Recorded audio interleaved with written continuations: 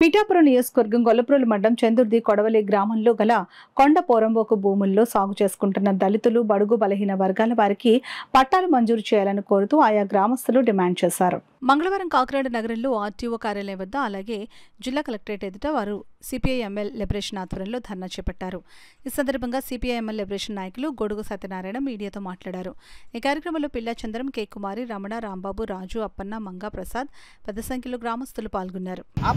Collector గారు స్పందించి దీని మీద సర్వే చేయించారు. అలాగే ఎం సత్యనారాయణ గారు కూడా దీని మీద సర్వే చేయించారు.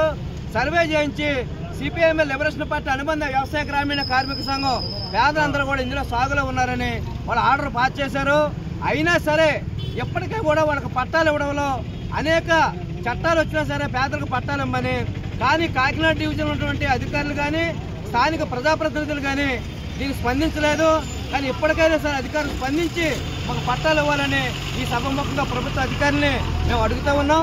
అదేవిధంగా ఈ భూములు బైపాస్కి దగ్గరలో ఉన్న కారణంగా, నేషనల్ హైవేకి దగ్గరగా ఉన్న కారణంగా అనేక మంది భూబకాసూరులు దీని మీద వ్యాపారం చేయడానికి, కబ్జా చేయడానికి ప్రయత్నం చేస్తూ ఉన్నారు.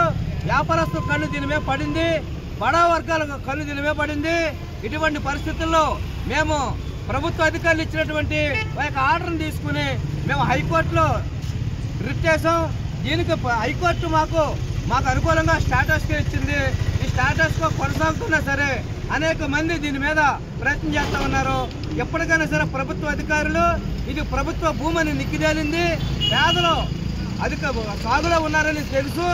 ప్రభుత్వ యంత్రాంగం కూడా సర్వే చేసింది కాబట్టి తక్షణమే అధికారులు స్పందించి వీళ్ళకి హక్కులు కల్పించి పట్టాలు ఇవ్వాలని మేము డిమాండ్ చేస్తూ ఉన్నాం.